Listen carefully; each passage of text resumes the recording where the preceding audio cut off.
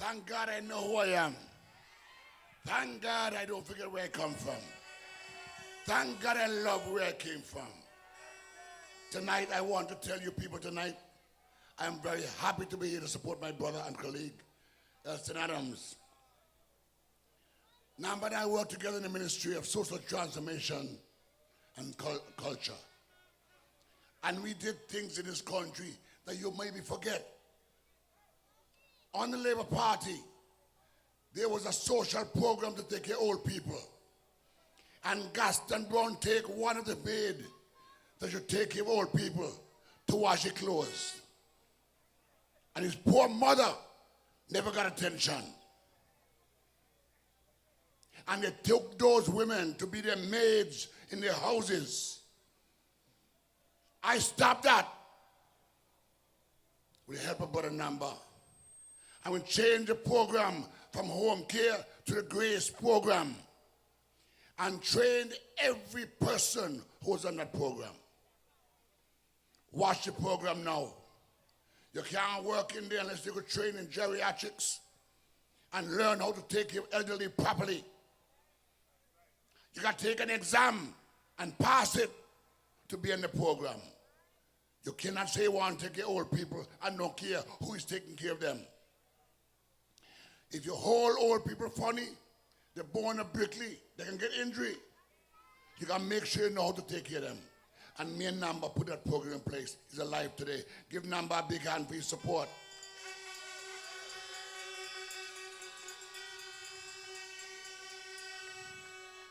Right here in this area, there was a problem with us in school one time.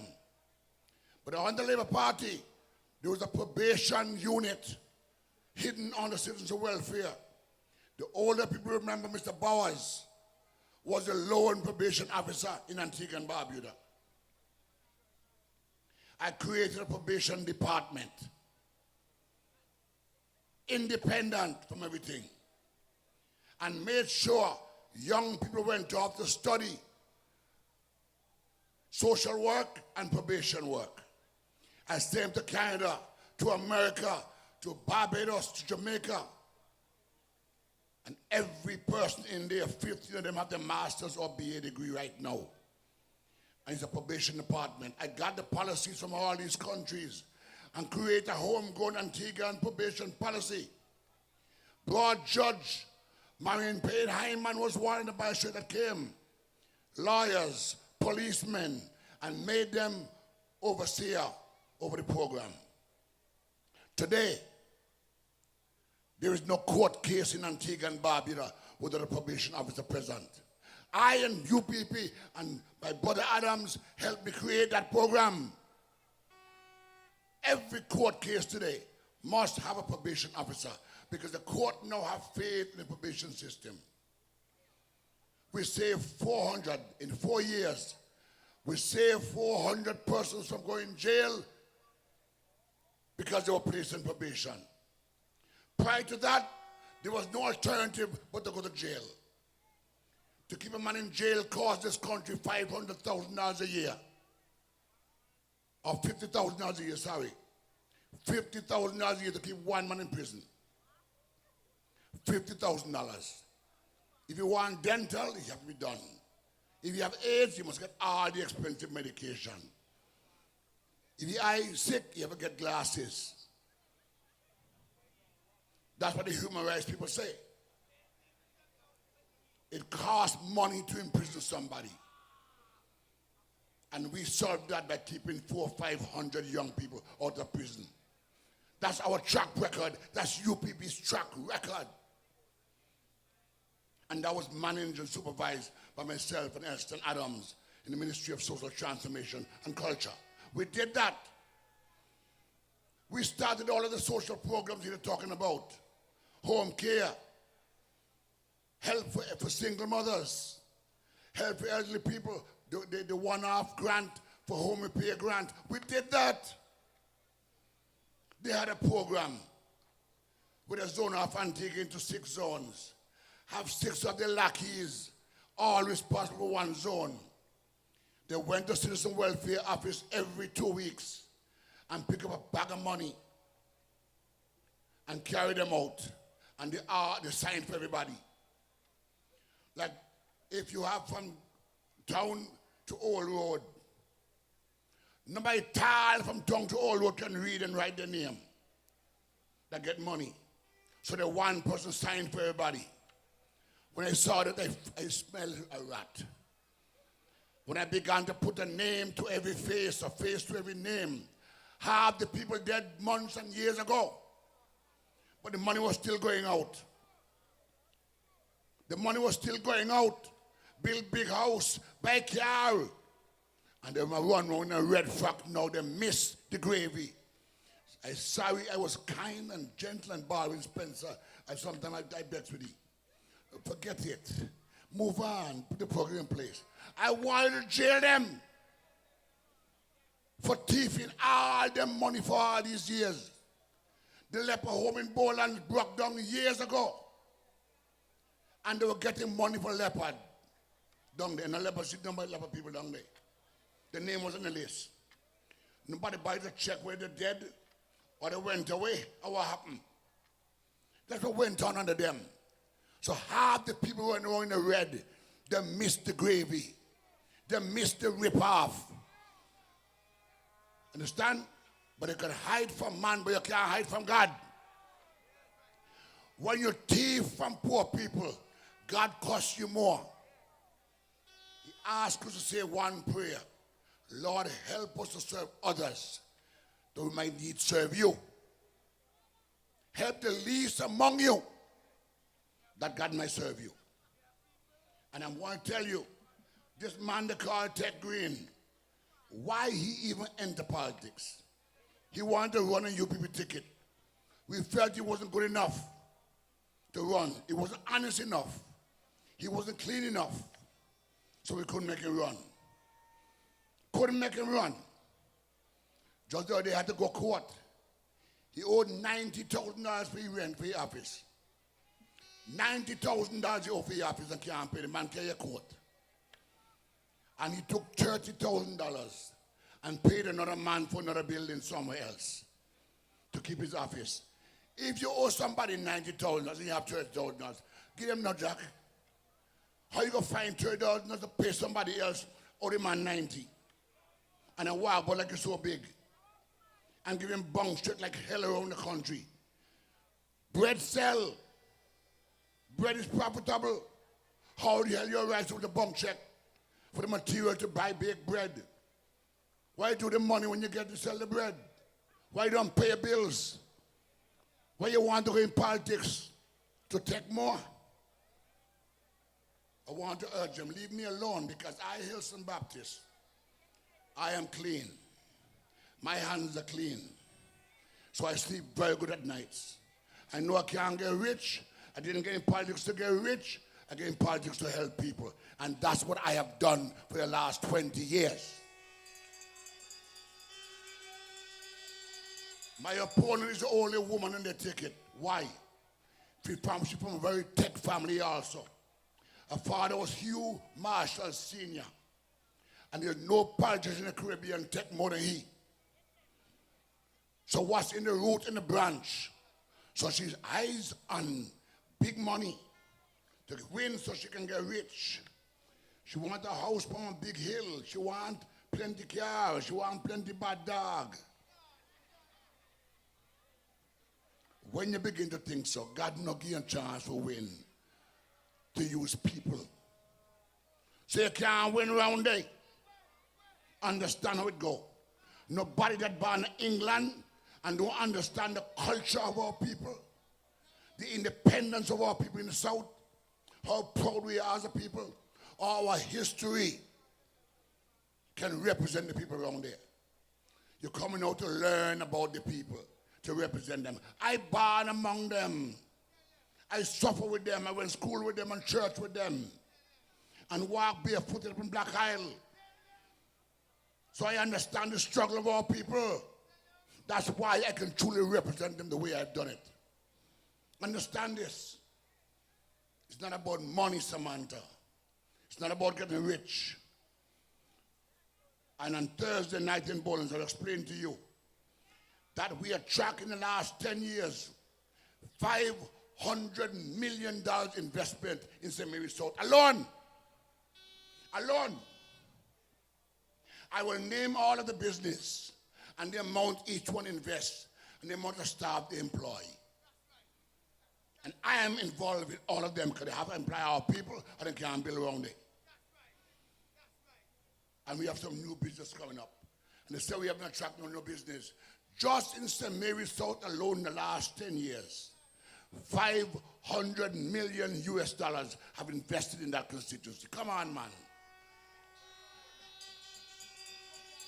And we're working.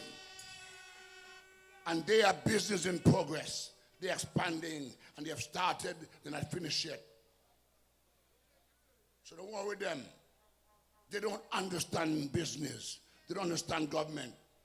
Gaston's longest stint in any business is in Swiss American. And that went bankrupt. That went bankrupt under his watch as the manager. When they won, I won 5 years before him. 94, he won 99. And Lester Burden made him an ordinary worker in the Ministry of Trade. He never got a ministry. He spent that 5 years getting rich. Buy land for 75 cents a square foot for $1.25 and all kind of nonsense. Enrich himself in that 5 years. Because he had no work to do. He spent time conning this country for himself. But God is a good God. Because now, he win again and then lose the election. He built a supermarket. And that went bankrupt.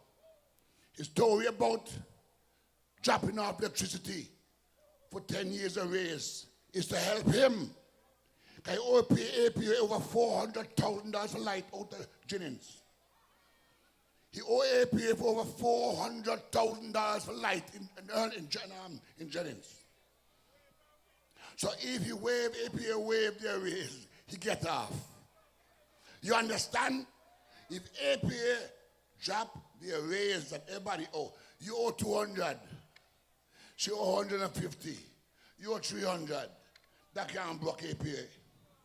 The big business that owe $500,000, and then me want pardon. How APA go, and they make their raise with Hadid. To pay Hadid, buy the fuel for Hadid to generate power. You can't get out of that deal. It's a deal cast in stone. How APA will get the money to pay? If you pardon all the debt.